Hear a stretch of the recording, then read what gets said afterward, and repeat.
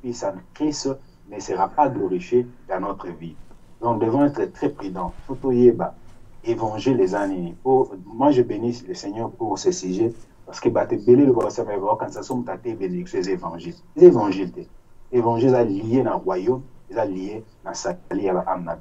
Et on a fait pour la mise, c'est de comprendre un message belé toyoka dans la communauté na biso, dans internet, tu remarquer que ça évangile à Christ parce que ça lié sur le royaume de, ils allaient lié sur Sali, il y a l'âme na biso. Donc nous qui prêchons aussi l'évangile, nous devons être très prudents. Il faut te message nini, il faut te prêcher. Message nini te prêcher. Pourquoi tu as un story ça baptême, mais il faut être la sûreté afin de compte message na yo. Ils ont sauvé âme, ils ont depuis ils ont préparé pour le royaume des cieux. Mais ce cas, ils ont fait ça ils ont fait ça bolingwa mokili oyo, ils ont fait ça kaka bolingwa moi sina mobali, ils ont fait ça kaka comment réussir ma vie au terrestre, ils allaient évangile parce que Christ a la bonne nouvelle de Jésus, c'était centré sur l'évangile et sur le royaume de Dieu. Donc je peux encore revenir, mais c'est ça, on a dessiné un peu pour les alliés évangiles et puis pour les singeli, ils allaient prêcher. Donc, c'est-à-dire que mon frère François, c'est important à l'écoute que toujours donc évangile, toujours message belé, mais nyonso ils ont évangile, il y a Yesu Masiate, ils ont bonne nouvelle tout le monde est évangéliste, mais sur le royaume. Frère Joseph, tu es comme prêt pour quelque chose?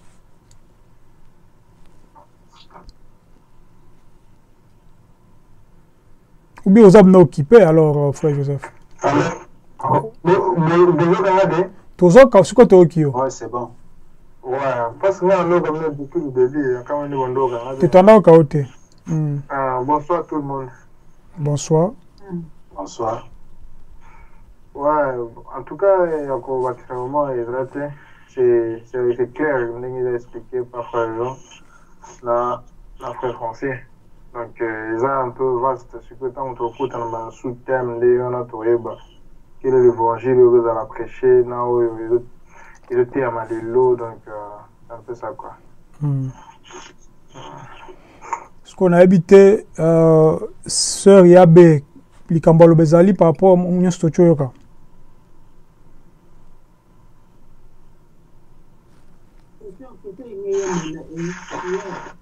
Obi? En posant moi après. Bah oui, au Komayango, pour équimater. Ekimi. Prompté. Sœur Monique, est-ce que question est par rapport à Mambutozo Loba? Est-ce que question est par rapport à l'évangile ou bien par rapport à Mambutozo Loba? Vous avez une question, Moko? Non, pas non. Bon, si vous avez une question, est c'est un ami moment où ok. Ça dit, si vous avez un thème, et ça par rapport surtout à ndenge frère François Loba Likamoko, tozo yoka ba matière ebele. Ils en ont internet, ils en ont TV, ils en ont je sais pas. Donc tozo ka matière tellement ebele. Donc matière baza tellement ebele. Yesu aloba Likamoko aloba que donc moisson eza munene mais ba ouvrier baza muke. Mais apparemment et comme l'on dirait que ba ouvrier ba komi ebele ko na moisson. Siko malheureusement ba ouvrier mingi za ba ouvrier ya lokuta malheureusement ça dit makambo tozo lobalelo eza likambo apôtre Paul alobaki na Galate abina ba Galate chapitre 1 tanga sa ko ba ke non évangile mususu ezate évangile mususu ezate donc évangile mususu ezate puisque batu mingi toko tango rapidement na Galates chapitre 1 verset 7 Galates chapitre 1 verset 7 alobi boye non pas qu'il y ait un autre évangile mais il y a des gens qui vous troublent et qui veulent renverser l'évangile de Christ. C'est-à-dire, alobi que non, exactement que l'évangile monsieur ezali, mais bat monsieur sunde baza koya pour na ko troubler, c'est-à-dire que baby sana donc na entendement na bino, bazo renverser, bazo balola évangile ya Christ. Est-ce que bino bosi bomoni Yesu na bonzambe na ye aye akufeli biso batu po asala 3 jours ya séminaire ate abatu sur libala ndeni ni mwasi ya kobanga mobali na ye ndeni mobala kolinga mwasi na ye boso mona place toto koma siko makambo tozoloba ezo concerner biso ezo concerner royaume c'est-à-dire soki tozoyoka makambo nyonso tu mbala moko tozoyeba te que la foi mutumo asa na micro ezo saba kele mwa mingi Bible le dit que non la foi vient de ce qu'on entend. Tant on ka suko makambu, surtout ce muto asa na foi peut-être mingi te, to muto asa na connaissance mingi te. So ka makambu ebele et ko sala que et bebisa même mwandambo ozana ngona kati na yo. Au lieu okola okomi ko régresser. Moutako passé ba 1 heure de temps au bon de la capona libala na nzambe sunga libala na ngai zala bien nzambe sunga et pourtant tozo bossa na ke œuvre o Yesu asala Yesu alobi boluka d'abord bokonzi ya likolo. C'est ça le vrai évangile. Boluka d'abord bokonzi ya likolo o etikali ekopesa mela bino na sima ekopesa mela bino na sima. C'est-à-dire Yesu azo pesa importance na bokonzi ya likolo. Message n'est pas en Marc, abi que le royaume de Dieu est proche. Repentez-vous et croyez à la bonne nouvelle. Ce que bonne nouvelle, on ce que c'est évangile. Or, évangile à Yesu est cause la liée na biloko matériel te. Alors que boluka bokonzi ya likolo o etikale ko pesa melano na c'est-à-dire ezala musala, ezala je sais pas libala, ezala je sais pas bana et ko pesa na bino na sima mais boluka non bokonzi likolo. Yango ce qui est important to comprendre que soki ozoka ba message ozo kolisa sensibilité na spiritualité par rapport ya royaume ya likolo ozo retourner place moko bandeko. Moutaza côté par exemple que non à sali séminaire à côté à sur ndeto ba mukolana ki azote sur la délivrance mais ce que makambo ozoloba na makambo ozali pona ko kota bokonzi likolo ezo donc eza ko kesana eza ko kokana te c'est-à-dire moutaza côté abino makambo belé mais aza ko tika makambo c'est important. Or et le important c'est que mutu soka ndimi Yesu atiki bo moina akala akomi disciple ya Christ Esprit Saint evani na kati ya mutuana akoma siko nini ko yeko la makambo zo ute pa nzambe ye moko foi na ye to am na ye ekokoma na posa ya ko yeba makambo nzambe po na bokonzi likolo. Galate 1 batu mingi bazo ya ko troubler bino na ko baza ko luka ba renverser évangile ya Christ. Donc yango sko exacto ba makambo za to bango pona biso tozo kango o tozo lo bango lelo to sala keba to sala keba soki na kati na yo message ya royaume vandi na nute ko luka ba makambo so belé te ke nzambe sala bonza te message ya royaume faut vendre na kati na biso soki vandi na kati na biso nde yango Yesu aza koloba que non le royaume de Dieu est proche eza pembe na bino eza na kati na bino eza na bino soki bobongoli mitema et que boyambi Yesu to boyambi la bonne nouvelle bondimeli yango omona ke Yesu sikoyo osani ni akokolisa biso na kondima et puis makambo nyonso tikali ya mike na sima ono musala to nini ekopesa mela biso vraiment na lingi to meka kosolana na ndenge na pona soki to sisi parti oyo mutu nyonso tu azala capable de comprendre que soko yoki message après 5 minutes obi que non oza c'est pas la bonne nouvelle. Ozomona sko idée des apenza yangwana c'est-à-dire mutu ayeba ko détecter message on azo yoka est-ce que eloko nini zo sala que et comme bonne nouvelle est-ce que ça à partir ya basa ko tanga komba Yesu na kati na yango ou bien nazo ke loko moko sans oyo za ko sala ke non ezo poussa ngai pene ya Christ o azali nzambe na biso de façon que soki makambo naza ko yoka na chango na misala na komona bokonzi na ye il faut muta mituna ba question bongo na kati na yo message nini evanda na pesi parole surtout pour faire tourner parole sur question zali to tuni mais soki te na zongo sous parole par frère Jean aussi quelques minutes après to zongo pas frère Francis et puis to que sur question zate to beki ko sa scope na ko chuter na suka frère Jean bakiselo ko moko belobi le mo par rapport à comme na tu bakisa amen gloire à Jésus en tout cas tout est clair hein autozo lo ba tout ça na ndenge intervention ya ande comme tout ça la compréhension mais sur ande moko que tout c'est basé que non ba message est belé ba bonne nouvelle les athées ba bonne nouvelle les athées ce bonne nouvelle les alinde Jésus ba que non quand la parole révélée vient donc et ça là que non évangile la bonne nouvelle soit été ami les parole révélée et dévoiler na ba secret à mitema au monde ba tout que non ba repentance et au salama ba conversion au salama. Mais surtout lundi, moi j'ai des amis, même pasteurs, j'ai des frères, même serviteurs dédiés. Dans son frère Fabrice, que moi-même je ne reconnais pas que nous sont des disciples de Jésus. Parce que l'évangile, on a une bonne nouvelle. Donc, mais quand nous prêchons la bonne nouvelle, sur l'évangile de Christ, au monde que nous, et ça a fait. Fait pour lui, fait, la parole, pas la parole de Dieu, encore pluie, soit tombé, et puis dans ma belée, et fertiliser ma belée. La bonne nouvelle de Christ pour annoncer pour ce qui est ami en tout cas et ça là que nous dévoiler ba secret amité ma mon amtandimi ami moni que non net bazolo bananga tant de fois que nous sur le message frère Fabrice azoté aux monde que non mes frères comme asolo là qui dans les coulisses makamunanga to ndengeni c'est ça la bonne nouvelle exemple et betio pena na motema mais ba message mais ça que nous mutazo sera que nous faut bala faut ça la boy mais frère j'ai eu le temps de semaine passée à discuter avec un frère Azan en Irlande. À aussi dans la vidéo, il y a un prédicateur, une église, il élevé serpent. Donc, à sauter, à sauter serpent, frère, dans l'évangile. Mes frères, continue dans la vidéo, parce que je n'ai rien à voir avec ça. Pour nous, les évangiles, Azan n'a rien à voir avec Christ. Donc, déjà, c'est l'église de Satan. Donc, ce monde a besoin mon évangile, tel évangile de l'église.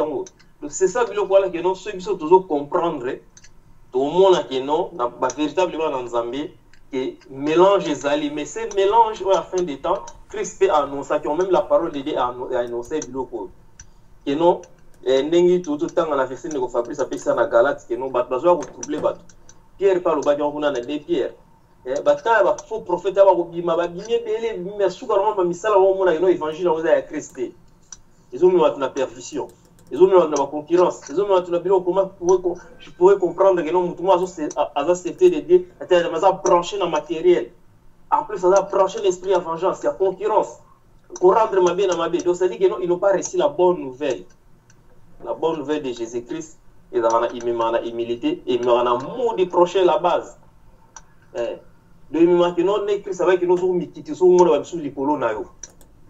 Donc, et ça, en fait, c'est tout à fait clair. On a tout comprendre. Et ceux qui n'ont pas au monde qui ont pratique, qui faire étranger, les quatre évangiles, ça la gêne. Donc, c'est des bonnes nouvelles. Bonne nouvelle, c'est simplement dire que Christ savait que chercher d'abord les royaumes. Intimité dans le Zambie. Les restes, il faut se déclencher. Donc, c'est ça qu'on vit.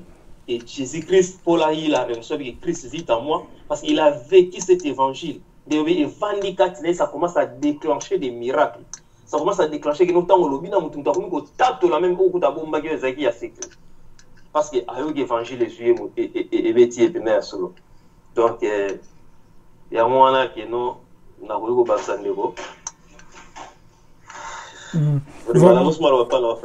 donc tant que le cambia vrai, tu le cambia vrai évangile, faut te baguer. Tant que le cambia vrai, faut payer alaka. Puisque déjà tant que tu as tu as tout tu l'obité que quand biso tu as évangile solo tu lobi bongo te tobi que ba évangile ndé beleza libanda kuneza faux tu ba nga partie ya titre na cho mona dernièrement wa ba komi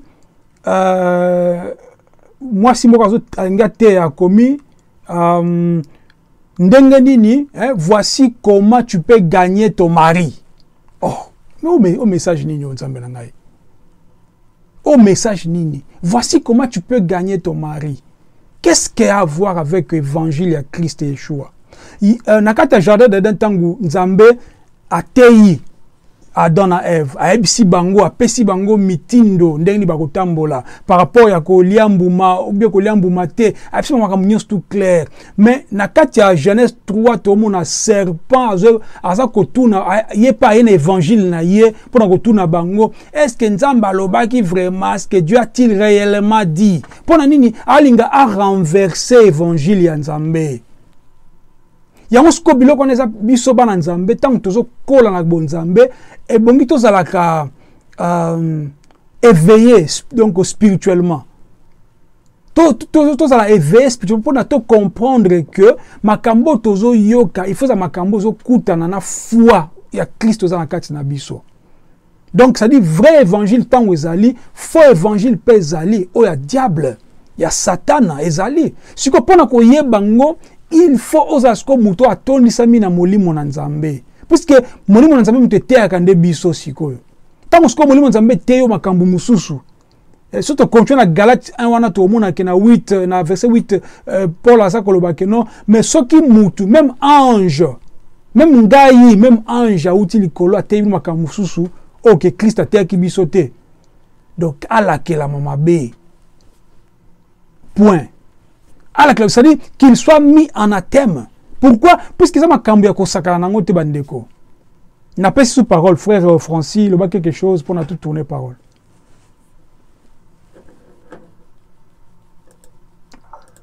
Ouais, ce que je peux ajouter, les allées plus quand on est fait Fabrice Otoloba, on attend à verset à Galate, pour attendre à qui, donc je crois, je lis à partir du verset 11. Verset 11, donc 1-11, la Bible dit, je vous le déclare donc, mes frères, que l'évangile que j'ai annoncé n'est pas selon l'être humain, selon l'être humain. 12, car je ne l'ai récit d'aucun être humain, personne ne l'a enseigné, mais je l'ai par la révélation, je l'ai par la révélation de Jésus-Christ. Tu vois? C'est ça ce qui fait la différence. D'abord, cet évangile, il précise qu'il a annoncé l'évangile non pas selon l'être humain.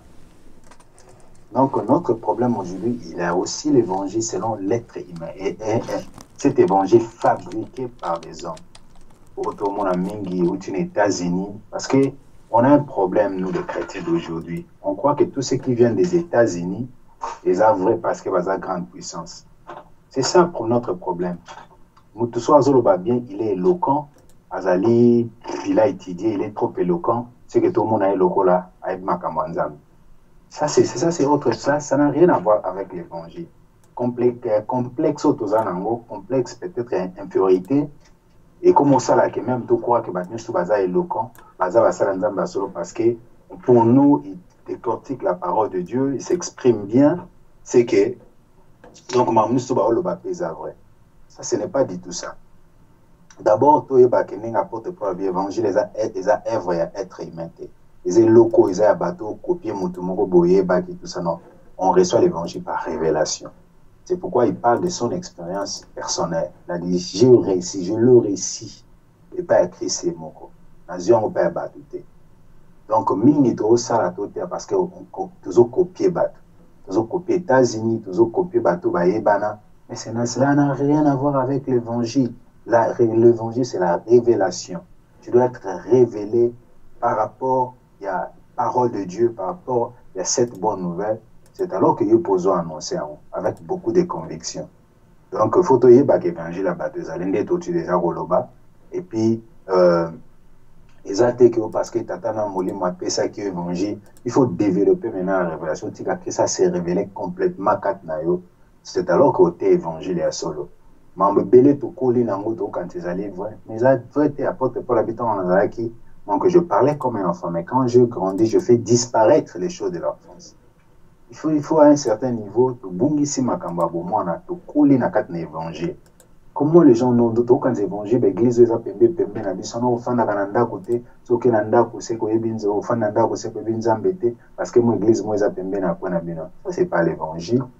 Ça c'est pas l'évangile de Dieu. Puis il n'y a rien, un homme qui règne, qui vous manipule, qui vous demande de l'argent, azoli abinombongo. C'est quand c'est un évangile. L'évangile les a raté. Donc moi je crois qu'il faut tout développer aussi sans sa révélation, dans le sens que tout le Seigneur a se révélé quatre nabiso. À se révéler complètement quatre nabiso. On a moins de temps qui dernièrement dans Ephésiens tout bas que tant au Christ ça allait complètement révéler quatre nabiso, parfaitement révélé, c'est alors que vous allez sur le rôle à ban amitié ou vous allez agiter ou vous allez emporter dans tout vent de doctrine. Pour nabiso allait Christ n'a révélé, c'est alors que vous comprendre toujours saisir l'évangile à soloté. Donc que le Seigneur vraiment nous aide de façon que tout le monde a un niveau, il y a tradition. Niveau il y a culture na biso place de outil to bika que ça va ndengo wana to mesana boy ça c'est pas l'évangile. Faut bimana niveau à culture, faut bimana niveau à nino ou lokato ko dans la dimension en révélation to lo ngala niveau oyo to kola nango to mesana nango mamanza mbeza mamba mesana nango te eza makamba culture eza makambo ya tradition te eza makambo ya habitude te mais ali makambo ya révélation. Alors il faut tout dire la révélation comme vraiment parfaite en nous, c'est alors que on va comprendre les choses mieux. Amen. Amen. Vraiment. Frère Joseph, le Kambalo Bezali, question Zali, retourne ou bien éclaircissement, Sœur Yabé, question en Bon, et là, on a question de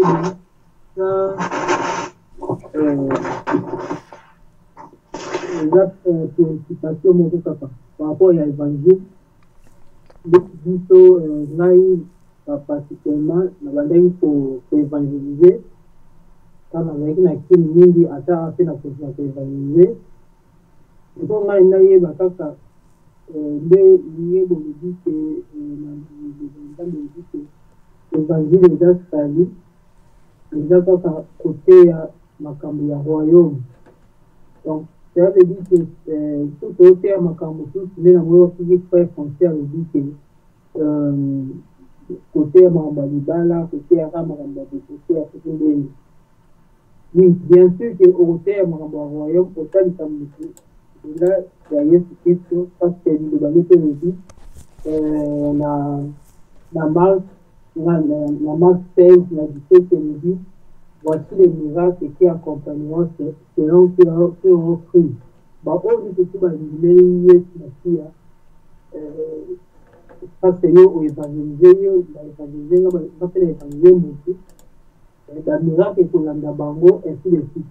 Mais ceux qui se posent, par exemple, ceux qui couplent les mots, ils ont un problème. Ma bébé a été chrétien, mais bazo va le bien que dans le cas de l'Ibala na bango, ils ont des problèmes. Donc, le coquille qu'on a approché bango, c'est côté à bango, n'engi bakoye ko panda.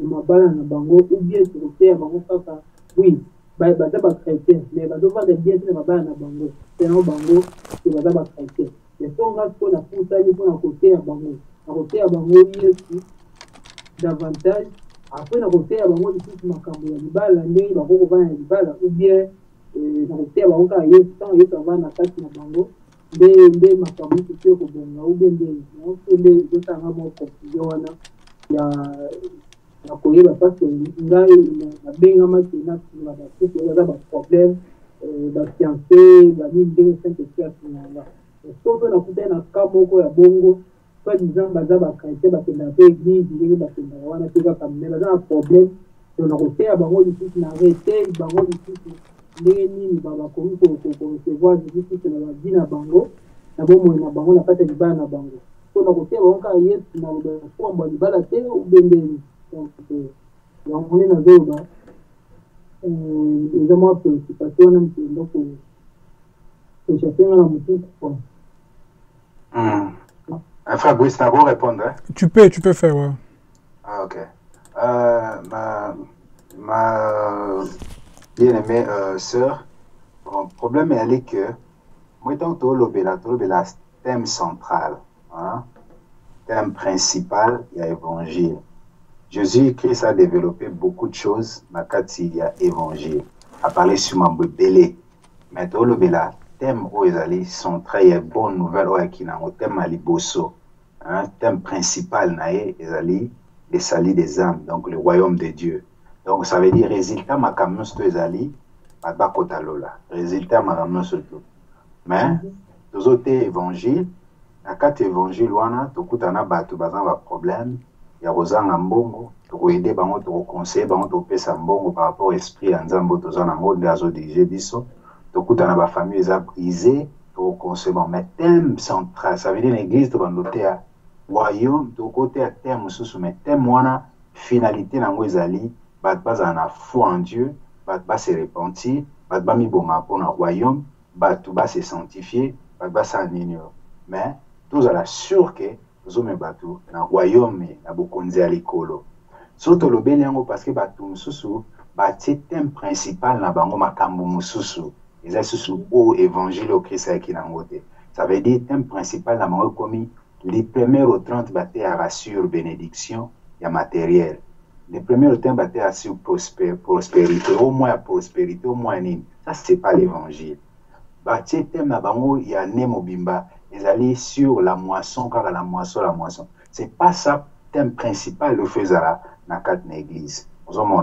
Donc, mais divers ezali, thème autour développer ou bien circonstances ou bien problème des causes différentes, mais toujours pour aider bango, pour sunga bango, pour ça bango. Donc, Dieu peut t'appeler la mission pour aider ma maman, pour aider ma maman, mais na souka nango, pour sunga bango na lipa la kakate. Malgré tout, vous avez un problème à l'ibala, mais na souka nango, vous avez un problème bokonza likolo. Mais au sunga bango pour na libala, au sunga bango pour na problème à santé, au sunga pour na pas domaine mususu ya vie. Mais danger zali, au komisa makambwana thème principal ou bien évangile, ça veut dire bonne nouvelle de angwana. Eza bonne nouvelle te, zali ba makambo yo, eza na kati ya bonne nouvelle, mais ça thème principal te.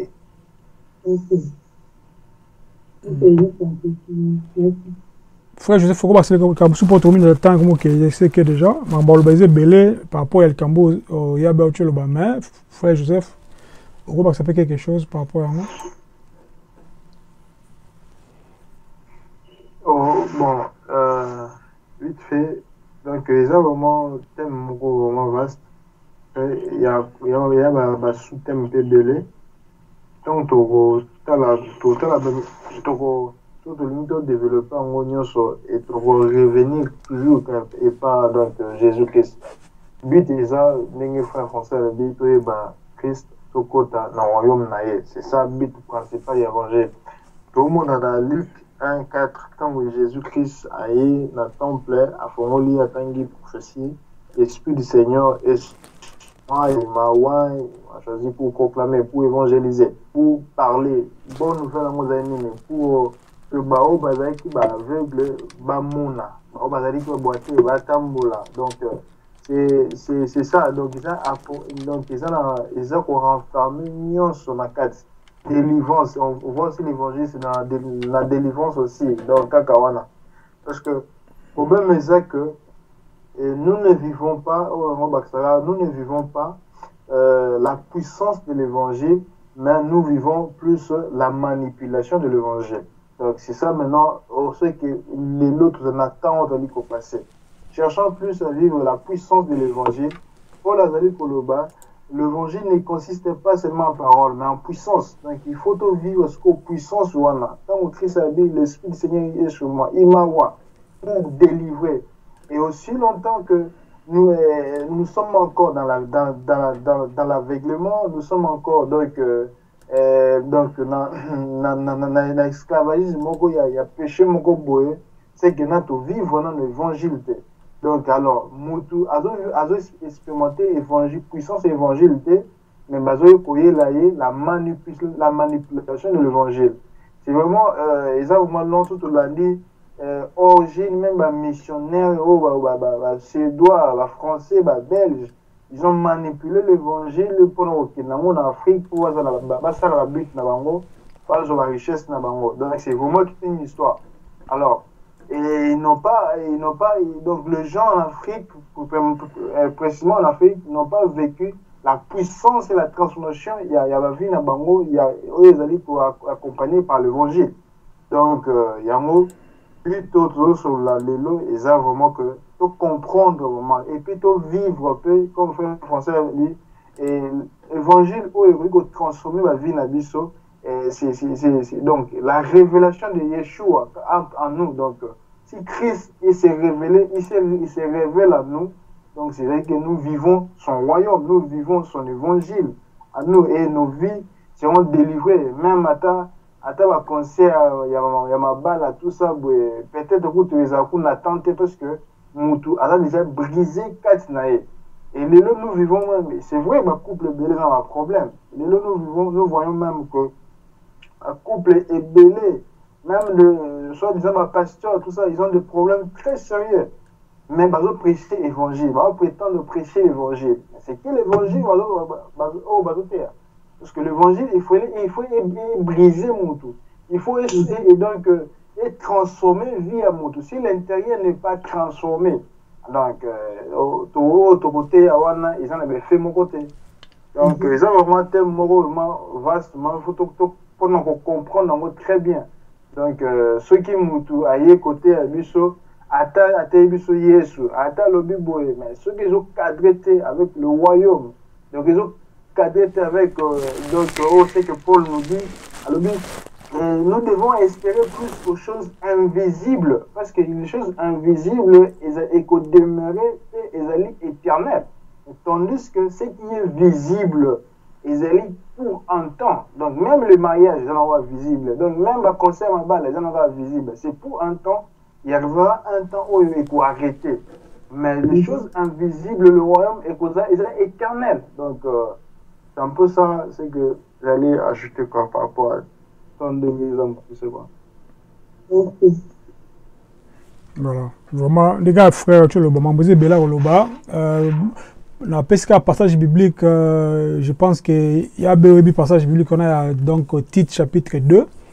On a apôtre Paul a conseil.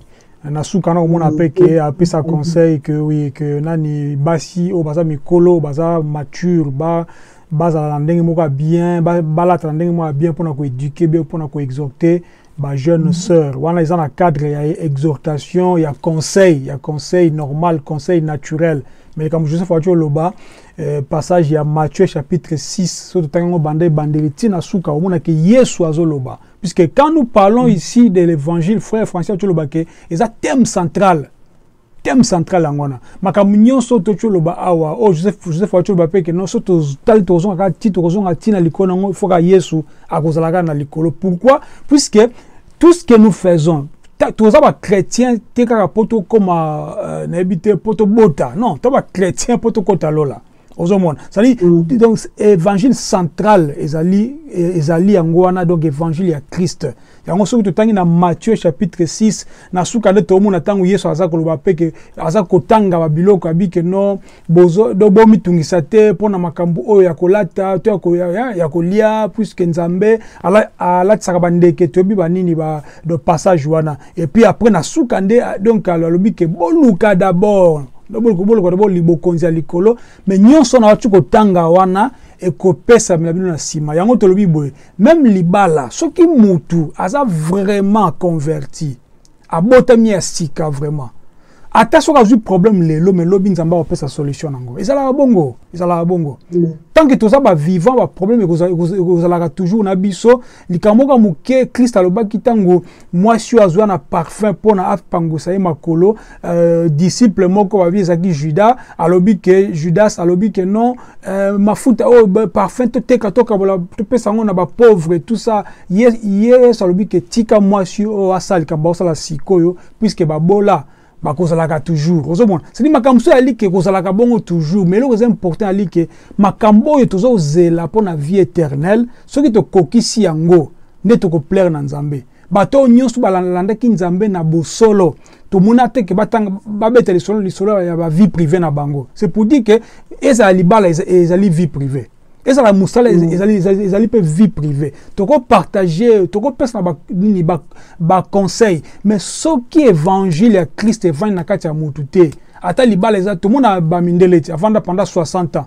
mais andima uteke Yesu azali nzambe mais avanda na mwasi ne pendant 60 ans ba kutana na ba ya 10 ans ba vanda ba balana pe donc mais andima utu existence ya nzambe te ce que tolobani libala na ye mutu apesa nzambe to mokili, tu vois, c'est pour dire que za biloko mokili eloko nyoso mokili soki mutu a préparer ngo bien et osimba ngo ce que biso bana nzambe tout ce que nous touchons il faut nzamba za liboso biloko nyoso na sko e yande na sima to mona ke to za heureux. Donc je pense que Malikambo aloba sous peut-être cause à la tête pour le moment par exemple pendant temps na ebiten de komoko na motema peut-être mo ça important ouais au Malikambo moins important quelques minutes peut-être c'est normal voilà 2000 pour fortifier ndeko qui la sœur qui a parlé sur ministère azan la restauration va couple la mabala tout ça to description peut ça clair et un message moi on a partagé sur WhatsApp tout ça qui enseignement moi on a apporté ici les mariages to partager déjà sur le balance de France Fabrice Libala, normalement, personnellement, Libala, dans le monde, on a des choses terrestres. Ça n'a rien à voir avec l'évangile. Et pour nous, Libala, on a un côté là, et puis, ce couple chrétien. Vous avez couple chrétien, babi couple chrétien, vous avez un problème dans Libala, vous avez un moi, si, politique, tout ça, mobile, vous avez un canapé. Joseph Ados, je sais que Jésus-Christ, le homme, il va dans le cadre de la banque. Parce que pratiquement possible que les chrétiens, Babalani, a fréquenté ensemble. Qui base dans un problème, batanga la Bible, basambe la Jésus. Donc c'est-à-dire que nous savons que le Christ n'a pas encore pris place dans le thème malabango. J'ai rencontré ma sœur na kutana na kana qui est un couple pastoral ba benganga pasteur. Na moi si ba na ba problème. Tant qui kuna na omuna que nous c'est passé n'était pas le pasteur de Jésus-Christ. Et il a fini par divorcer mais après qu'on conduire ensemble. Avec qu'on conduit ensemble pendant des années, mais a fini par divorcer dans moi ça tout ça, on a voulu prier, tout ça, mais j'ai compris que les pasteurs n'ont pas vraiment reçu Christ.